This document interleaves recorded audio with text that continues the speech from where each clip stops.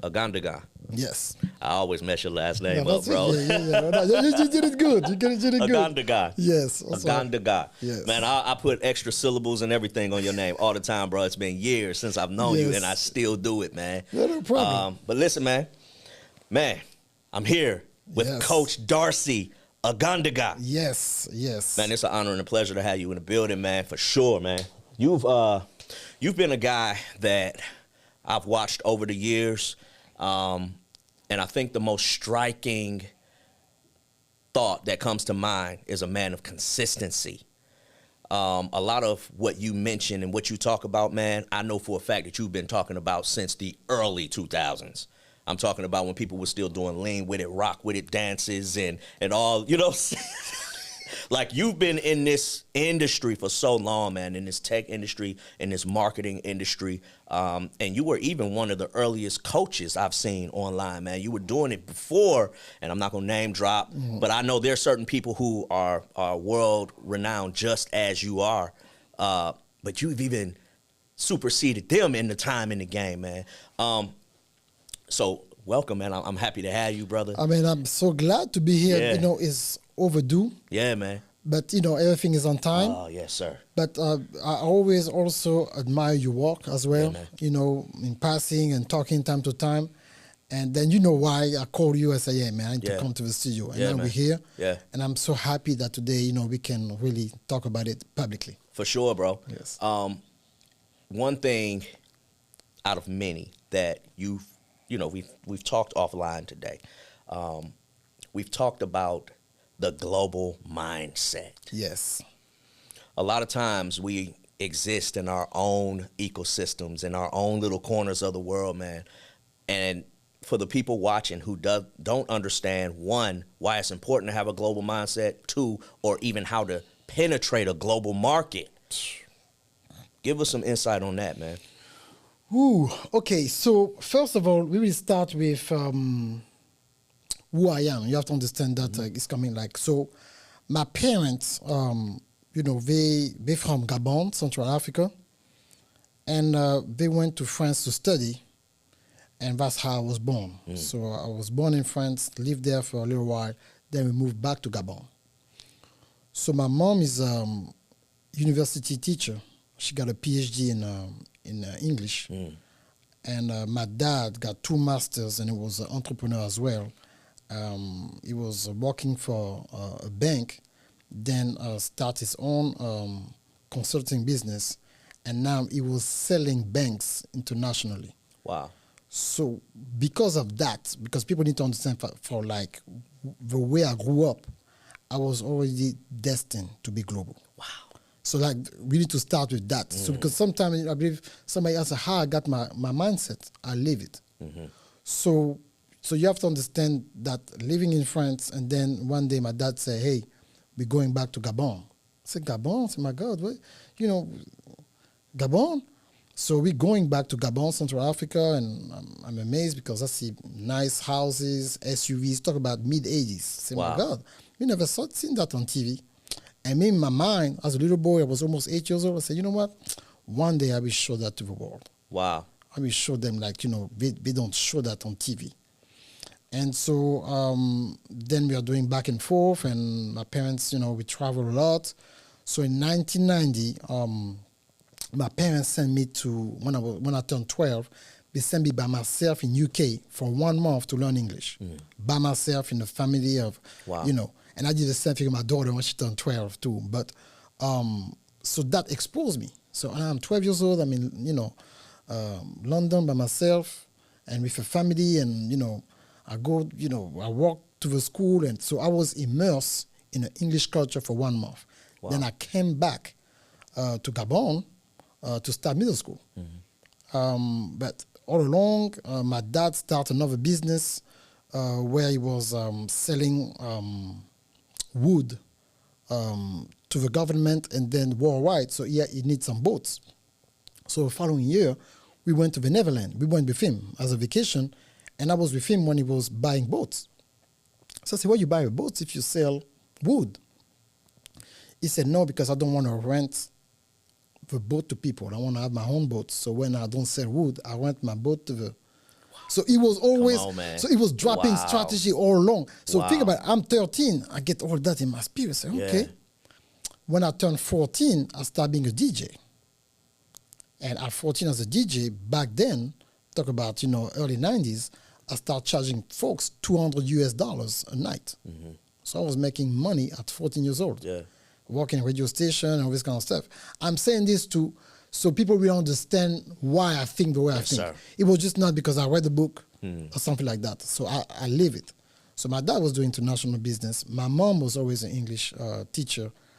So, and then she was teaching people in Africa, African American studies. That's a whole nother podcast. Wow. So all this kind of stuff, just, got into me. And then eventually I started making so much money as a DJ, 14, 15, that I have the courage. We went to Ivory Coast one time.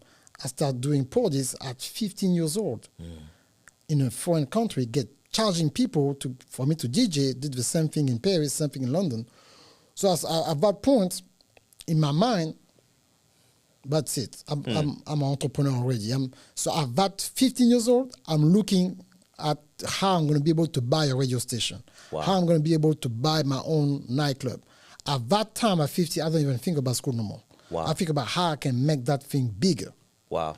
So that's where that mindset of, local, nationwide, and global, that's when it was born. Wow. So now I can answer your question. Very young, Yes. you were instilled with an entrepreneurial mindset. Yes. And you've lived a global lifestyle.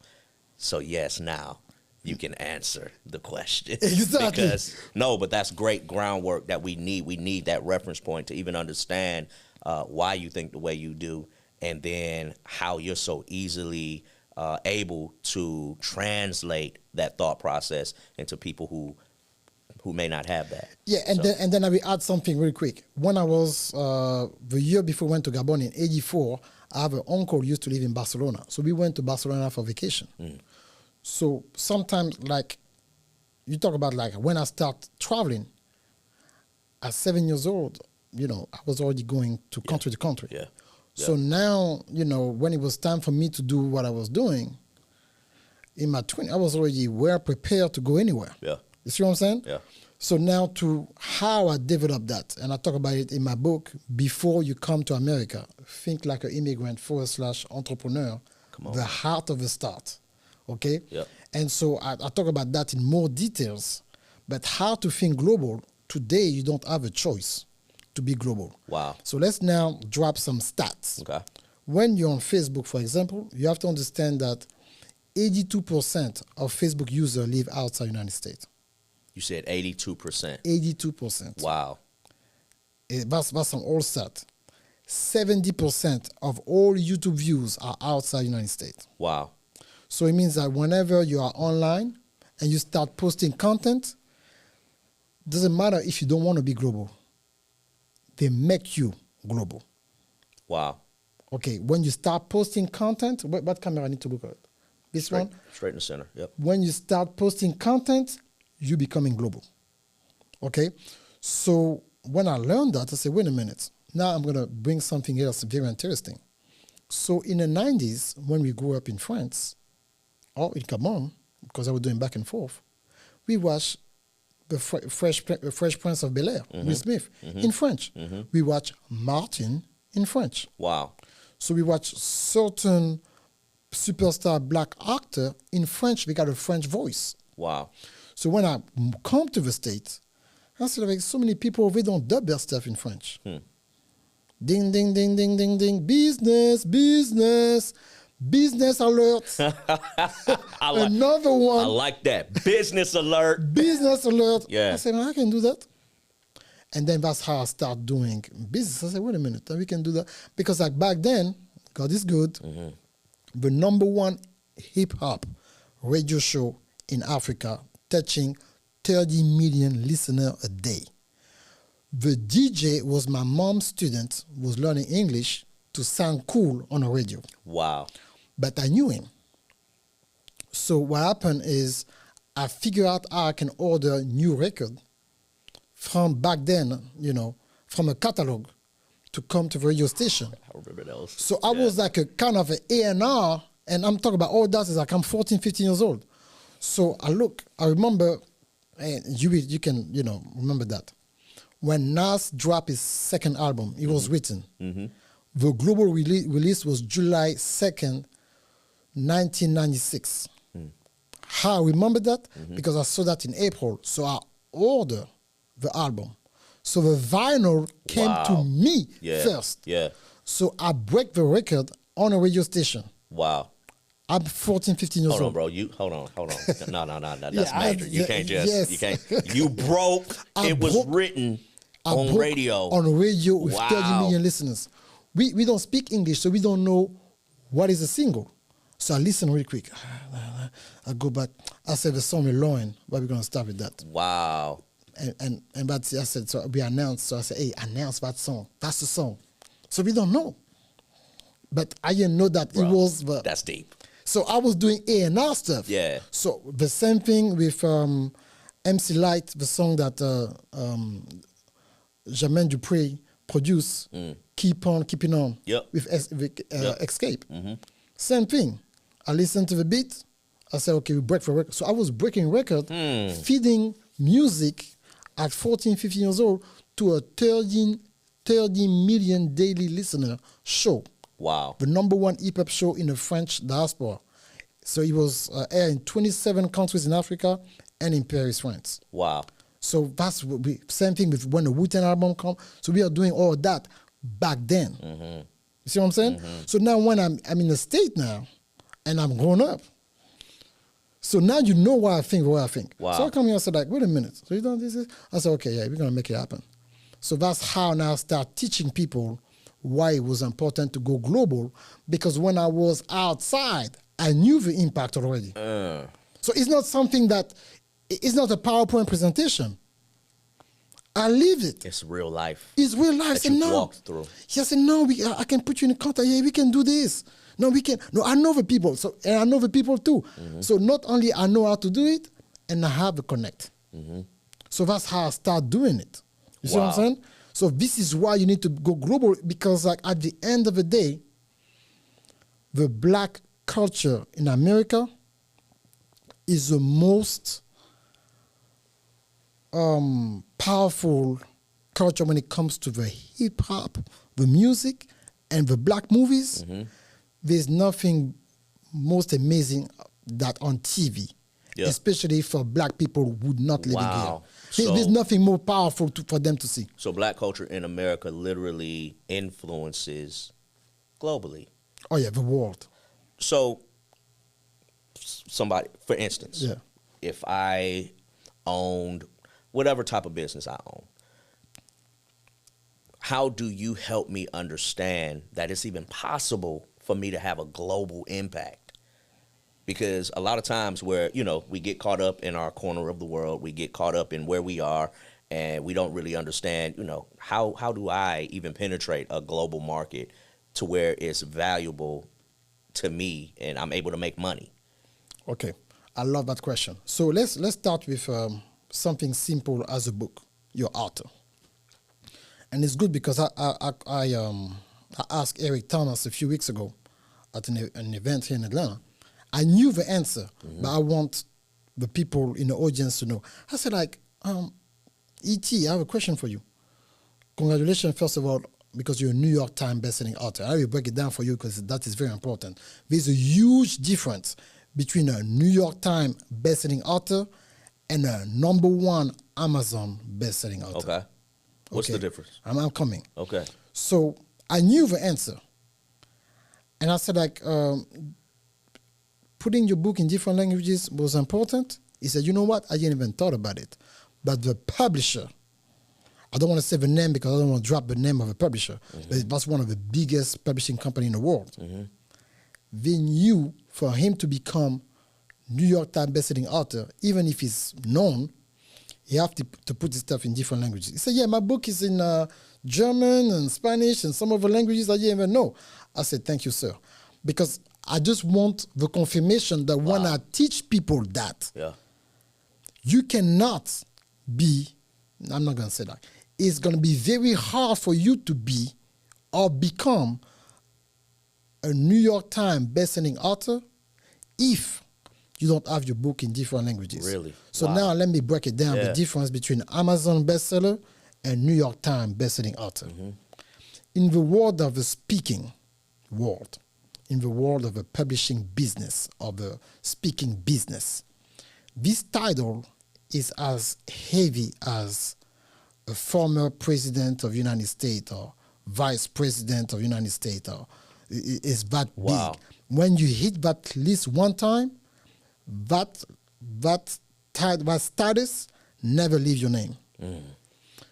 It's more powerful to be New York Times bestselling author than to have a PhD or a master's degree. Wow. And now let me go deeper on that. Yeah, we got to go deeper because... So what's going on? For you to be a New York Times bestselling author, I will give some numbers, and I know it's true. You have to sell within 7 business days or around 10 days, at least 5 to 10,000 copies. Wow. No matter what, pre-order, it can be whatever. It can be pre-order, it can be digital, it can be Amazon, it can be Barnes & Nobles, it can be bulk order. You have to get to that. And you cannot get to that level if your book is not in different format. Yeah. So it's a whole strategy behind it. For sure. Now, when you hit that, the most important part is that now, and you can, check on that, they have to pay you in a speaker bureau at least 30K, minimum, sometimes 50K. Yeah. If you become number one Yeah. with a whole nother level, New York Times bestselling author, they have to pay you 6 figures. So whenever you open your hold mouth. on. So when you have that title, Yes. now yesterday's price is not today's price. Yeah, Fadjo all day, every day. Yeah. Yes, it's over. Wow. That title is over. You have a title, New York Times bestselling author, number one New York Times bestselling author. Now, let's go to the numbers. I'm not going to tell the name of the people that I know who are number one New York Times bestselling author. The price, you can go between 100K up to 250K Wow. per speech. Perfect. So let me now break it down. There's a difference when somebody invites you in Atlanta to do a speech, and somebody very important in Dubai wants you to come speak. Big difference. Let me just say it like that. So that's the type of just one advantage to be global. Wow. And let me drop just a stat. We will change that. If you don't remember anything that I said in this podcast, always remember that only 27% of the entire global internet speaks English. And that's it. Just that alone, Just that bro. alone. So you have to understand that I don't care how much money you spend on Instagram. I don't care how much money on ads you spend on TikTok, YouTube, Facebook, even LinkedIn ad. If your stuff is not in another languages, you're stuck in a 27% market. Wow. So now let me add something else. But when we look at the numbers, if you add Mandarin alone, is right under like between 15 to 18%. If you add Spanish, it's 13%. So just if you're author and your book is available in Mandarin and Spanish, okay, you increase by merging Wow. your audience by 31%. Wow. So let's say that you reach 1,000 people, now you reach 1,300 people. Just by opening up. Just by opening up, because like now you're just opening up to people who speak another language. Now they're gonna see your stuff. Now let's put a bigger number. So 100,000, you get 30,000 new clients just like that. Wow. 1 million, 300,000. 10 million, 3 million. Okay? So now you go from reaching 27% of the global population to over 60% of the global population. Wow. Just like that. So this is the difference between, I'm going to say the name, but it's just through respect, okay? This is why, for example, if, because I need to say the name so people will see. If Lawrence Tate is the guy from a movie, and then you have Denzel, who's the top actor, this is the difference in the budget. The budget is not really the movie, is the global marketing budget and the nationwide marketing budget. Wow. That's what make the difference. So Denzel gonna have to fly to China. It's gonna have to fly to Japan, South Korea. You have to go to France. You have to go to Germany. You have to go to UK. You have to go to Italy. You have to go to Dubai. You have to go to Saudi Arabia, and maybe South Africa. And then come back to the state because it's a global. You remember, like, okay, you remember Bad Boys? Yeah, the last Bad Boy. Did you see the tour? You see how many places they went? You didn't ask yourself, okay, my God, why do you have to go in all those places? Because that's where the money is. The money for the movie is in a foreign market, not in the United States. Because people, say, oh, man, I'm going to catch it on demand next month.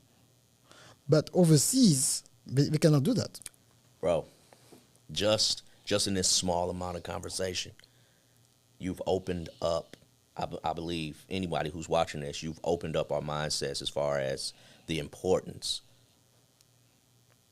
of not only catering to your local market, like your shirt says, nationwide, you have to be global. You have to be global. Because, like, the economy now is global. Yeah. Okay? Yeah. So, like, for example, I'll give you another example. Michael Jackson. Sometimes I see online and, people can go back and forth all day if you want, but you cannot force me to unseen what I know. I apologize. You cannot, there's nobody you can compare to Michael Jackson when it comes to the global impact. Say what you want to say. I know people say that. Nobody. Chris Brown said, like, please. Nobody. Now, I'll just give you an example, right? And you can go on YouTube and check it out. Michael Jackson, when he was Mike, on top, like 92, 93, he went to 2 African nations. He went, to South Africa to see Nelson Mandela privately, but like official visit to 2 countries in Africa, Gabon and Ivory Coast. I was in Gabon when Mike came to Gabon. Now, please, you have to understand. When Michael Jackson came to Gabon, the whole country shut down. Wow. No school. The entire country. The entire country. No school, no work. Nobody's working. Nobody's going to school. You said no school, no work, nothing. Everything stopped. Before Mike came, 3 hours before Mike came to Gabon, no flights. Wow. Make sure like the airport. So everybody have to welcome Michael Jackson. Wow. The president go pick him up at the airport. Wow. No. He go to receive another president. The president go pick him up at the airport. Michael Jackson. Wow. And in European country, with all the racism and stuff, wherever he went back then, the president of that country want to meet him. Yeah. He can be a Gorbachev back then in USSR. Wow. Have to meet MJ. Wherever China, if they have to meet, they forget. Between the Cold War, it was nothing cold about Michael Jackson. No cold. We have to see him. Yeah. But you know why? Let's go now to marketing. When Mike drop an album, you know what he's doing? He's not in the States. He go do a global tour first. By the time he come back to the States, he's already double diamond. Wow. Yeah. So now they say that, Mike is too big. I got another one, Eminem. Yeah. When Eminem was dropping the stuff, it's in Europe, touring. Because it's a global market. So when the numbers going up, the news have to report the numbers. They say like Eminem, I got like 1.8 the first week. Yeah. My Eminem, like, he did another million. My God, Eminem. But we cannot interview him. He's on tour. So by the time he come back to the States, it's like 5-time platinum. Yeah. So now I say, okay, your album for because the European market, Europe and Asia, always been big for tours. Yeah. That's a very interesting thought process, because a lot of times I remember back in the day when artists would disappear, because we're in the States, you know what we used to say? Oh, man, so-and-so must have fell off. Where's so-and-so? The overseas touring. Getting to so it. You have to understand something. Now, let me use somebody from our generation. Jodeci. Mm-hmm. Jodeci can go to London today and say that, hey, man, get a room of 7,000, like our dome, like 8,000 people, and everybody going to pay £1,000 with nobody even try to argue for price. Wow. Today. Wow. Because it's that much of an impact. They cannot do that here in the States. Yeah. But they will do it. Jodeci for 2 days only in London, people are going to pay the price. Because they are who they are. Man, you got my mind going, brother. And I don't know, my next question may be a question that I would have to pay for, but I'm going to try to get something out of you for free. Let's try that. Let's try it. Because you're talking about music and you're talking about the global mindset, even when it comes down to music. I have a daughter. She's 10 years old, Taylor Brene, singer, vocal phenom. She has millions of views across the internet right now, millions upon millions. One thing that I have not done was even put any thought or effort into thinking about how is she impacting outside of the United States. Because when I say millions and millions and millions of views, the stats that you just gave me makes me understand that it's beyond here. What would be, now here's the money question, what would be a strategic move to begin to capitalize on who she is, what she's doing outside of the States? Okay, I love that question. Number one, go look at the stats. Mm-hmm. Go look at the stats. And according to the stats, you will see where people watch her the most. After that, and I will help you that, beyond cameras, to have a sheet where you got all that stats in one page. And then, with that, according to those stats, now, we show you how to reach for sponsorship and different stuff in different categories. When it comes to a deal, there is what we call foreign rights. So, Robert Kiyosaki back in the day, that book, Poor Dad, Rich Dad, that everybody loves. Mm-hmm. When I was checking the stats, it was 10 years ago. The book sold already, back then, about 28 million copies. But what was the kicker? But underline, but is available in 53 languages. Wow. Yeah. Let me repeat that. 26 million copies sold. 53 languages. Mm-hmm. 53 languages. Even me, right on top of my head, I cannot just give you 53 languages on top of my head like that. Yeah. Just to let you know how deep it went. Yeah. So, do you know Robin Sharma? You heard about him before? Robin Sharma, the 5 a.m. Club. Okay, no. One of the biggest, another New York Times best-selling author. So, back then he was saying that his book is number one in Iran. So Iran, what's going on in Iran? According to history, the Iranians are one of the most smartest people on the planet because they read a lot. So the publishing company say, hey, put your book in Persian. Wow. So I was watching one of his interviews, like, I saw 10,000 copies there. Mm-hmm. Wow. So you understand what I'm saying? So all that is important. So to come back to your daughter, get back to the data. You see what country they listen to her the most, and then you reach out to the station, to radio station and stuff like that. Okay. And then after that, you need to make sure that you have. I'm gonna say, I'm laughing. A website, a website where all the information is there, and then Yeah. and then you go from there. Yeah. But yeah, it's because like, especially for her, she's so talented. I like what the Rihanna song that she did. Oh my God. Yep. And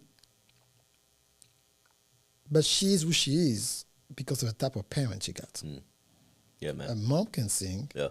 and the dad is an engineer, Yeah. sound engineer. You know what I'm saying? So that story alone is powerful. Because she was just not. Oh my God, we don't know what happened. Yeah. We don't know where she got that gift from. She got it from her mom. Yeah, for sure. And for you two being creative, both creative. So Yep. all that is so important, and that is part of the overall storytelling.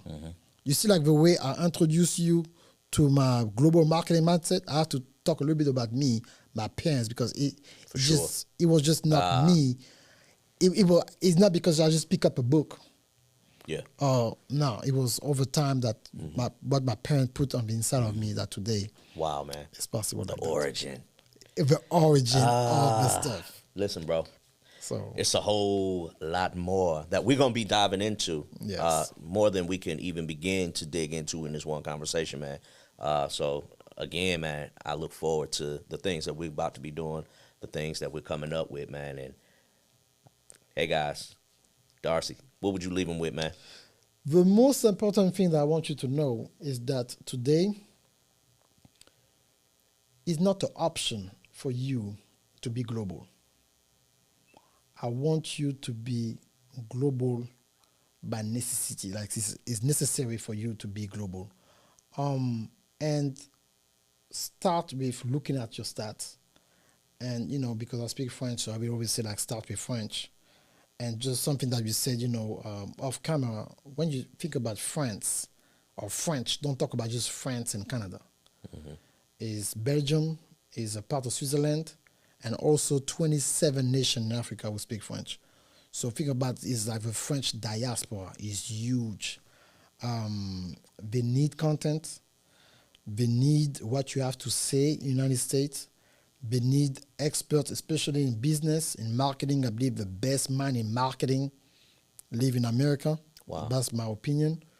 So they need strategy, they need stuff, but they cannot access to what you have if they cannot understand you. Yeah.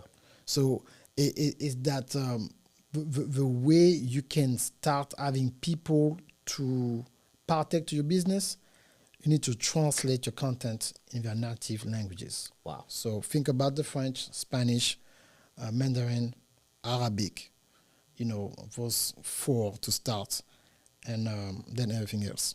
Wow, man. Global mindset. Not local, not nationwide, but global entrepreneurship. Global entrepreneur. Let's go, bro. All right. Good stuff, man. That was dope, man. Yeah. I mean, it's like because. Oh my God. I mean, this interview was so powerful. I want to give a shout out to my brother, Brian Christopher Lane. And, if you've been very touched by what I said, you want to learn more about how to go global, I have two books really can help you.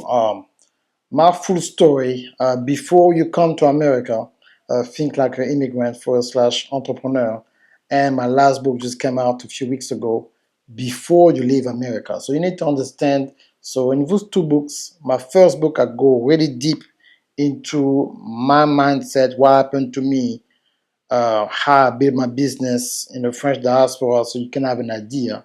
And then for whoever want to leave United States and build their business overseas, regardless of where you go, I give you more than enough practical information to make sure that you are not going overseas blind. What really hurt me is sometimes people get up and want to leave, regardless of what you're doing, 5, 6, 7 figures, and just want to leave. I don't want you to do that. I want you to, to have a little experience. Go there for 3 weeks, if you can, at the time. Maybe 2 trips of 3 weeks within 3 to 6 months to now have an idea and prepare yourself before you go. And the reason why the global market is so important and the impact, and to really let you know how I built my global business is in 67 nations right now with ambassadors, more than just business partners that I work with for the last 10 years. How to set it up, I explained that in the first book, Before You Come to America, and part two, Before You Leave America. All those links are under the description of this video. And of course, if you are in Atlanta and you want to looking for a podcast studio, check out Brian Christopher Lane. He's on all over social media, and you can reach out to him to have a meeting to go to his studio. Is when it comes to the best marriage between sound and video, and to have a creative mind to really put it together. I don't know anybody else to this level on the East Coast. I'm telling you, I've been around. So make sure that you do whatever you have to do. Thank you so much. Go get my books. And if you want some, consulting, you can talk with my team. All the links to book a session, all that are under this description of this video. Thank you so much. And I'll see you around all over social media. Come to my website, reformationleadership.com. Darcy Ogandaga. Thank you so much. Bye-bye.